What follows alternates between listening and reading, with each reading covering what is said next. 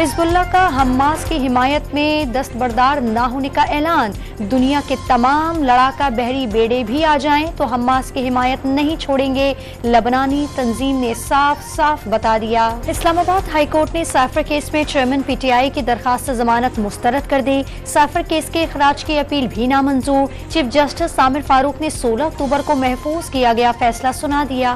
حکومت کی جانب سے فوجی عدالتوں سے متعلق سپریم کورٹ کا فیصلہ آج چیلنج کیے جانے کا امکان، قانون میں تبدیلی کا حق پارلیمنٹ کے پاس ہے، نگراں وزیر اعظم کا موقف۔ نواز شریف الیکشن لڑنے اور چوتھی بار وزیر اعظم بننے کے لیے واپس آئے ہیں، ہو سکتا ہے 2 نومبر کو الیکشن کمیشن انتخابات کی تاریخ کا اعلان کر دے، لیگی رہنما خواجہ آصف کا دعویٰ۔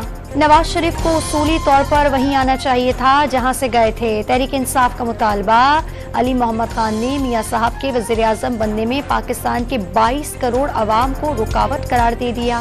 گرفتار مجھے پولیس نے کیا، بدنام دوسرے لوگوں کو کیا گیا، شیخ رشید کا الزام، گرفتاری کے دوران گھر کے ملازمین خواتین بچوں تک کو نہ چھوڑا گیا، گرفتاری کے پیچھے سی پی او کا چہرہ چھپا ہے، عوامی مسلم لیگ کے سربراہ کی میڈیا سے بات چیت۔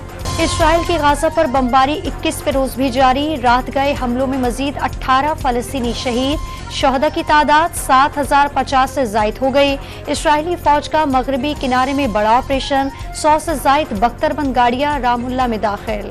کرکٹ ورلڈ کپ میں آج پاکستان کا سخت جان، جنوبی افریقہ کے خلاف کڑا امتحان، شکستوں کی ہیٹرک کے بعد غلطی کی گنجائش ختم، سیمی فائنل تک رسائی کی امیدیں برقرار رکھنے کے لیے جیت لازمی قرار۔ پاکستان ٹیم ورلڈ کپ 92 کی تاریخ دہرائے گی، کئی بار نیچے سے اوپر آئے اور سیدھا ٹاپ کو چھو لیا، کپتان بابر اعظم نے شکست سے 2-4 ٹیم کا حوصلہ بلند کر دیا، شاداب کا کھلاڑیوں کو تجربات سے سیکھنے کا مشورہ، کوچ مکی آتھر نے شاہینوں سے 100% رزلٹ کی امید لگا لی۔ ملکی زر مبادلہ ذخائر 22 کروڑ ڈالر کمی کے بعد 12 ارب 65 کروڑ ڈالرز رہ گئے، اسٹیٹ بینک کے خزانے میں صرف 7 ارب 49 کروڑ ڈالرز دستیاب۔ عالمی مارکیٹ میں خام تیل کی قیمت میں کمی، پاکستان میں 1 نومبر سے پیٹرول اور ڈیزل کی قیمت میں کمی کا امکان۔ جولائی سے ستمبر کے دوران گردشی قرضوں کا حجم بڑھ کر 2540 ارب روپے ہو گیا، 3 ماہ کے دوران توانائی کے گردشی قرضوں میں 227 ارب روپے کا اضافہ۔ مقبوضہ کشمیر میں بھارت کے ظالمانہ قبضے کے 74 سال مکمل، دنیا بھر میں کشمیریوں کا احتجاج۔ موسم کی تبدیلی کے سبب کھانسی، نزلہ، زکام اور گلے کے امراض میں اضافہ، ہسپتالوں اور کلینکس میں مریضوں کا رش بڑھ گیا۔